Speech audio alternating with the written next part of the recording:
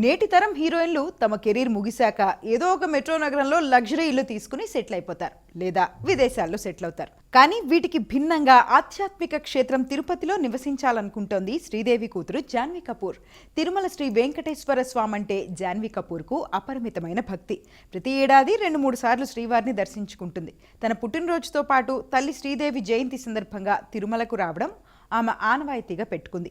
ఎప్పుడూ తిరుమల దేవస్థానం ప్రస్తావన తీసుకొచ్చిన జాన్వీ కపూర్ ఆనందంతో పొంగిపోతుంది. తాజాగా ఓ టాక్ షోలో పాల్గొన్న ఈ అందాల తార తిరుమల దేవస్థానంపై మరోమారు భక్తిభావాన్ని చాటుకుంది. పెళ్లైన తర్వాత భర్తతో కలిసి తిరుపతిలో సెటిల్ అవ్వాలనే ఆలోచన ఉందని చెప్పింది.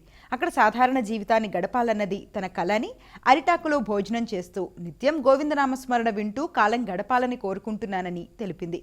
3 పిల్లల్ని కని అక్కడే ప్రశాంతంగా సెటిల్ కావాలనుకుంటున్నానని, తిరుమల సంప్రదాయానికి అనుగుణంగా తన భర్తను కూడా లుంగీ ధరించమని చెబుతానని జాన్వీ కపూర్ పేర్కొంది. ప్రస్తుతం ఈ వీడియో సోషల్ మీడియాలో అందరి దృష్టిని ఆకర్షిస్తోంది. గత ఏడాది దేవర చిత్రంతో తెలుగులో అరంగేట్రం చేసిన ఈ ముద్దుగుమ్మ ప్రస్తుతం రామ్ చరణ్తో కలిసి విలేజ్ స్పోర్ట్స్ డ్రామాలో నటిస్తోంది.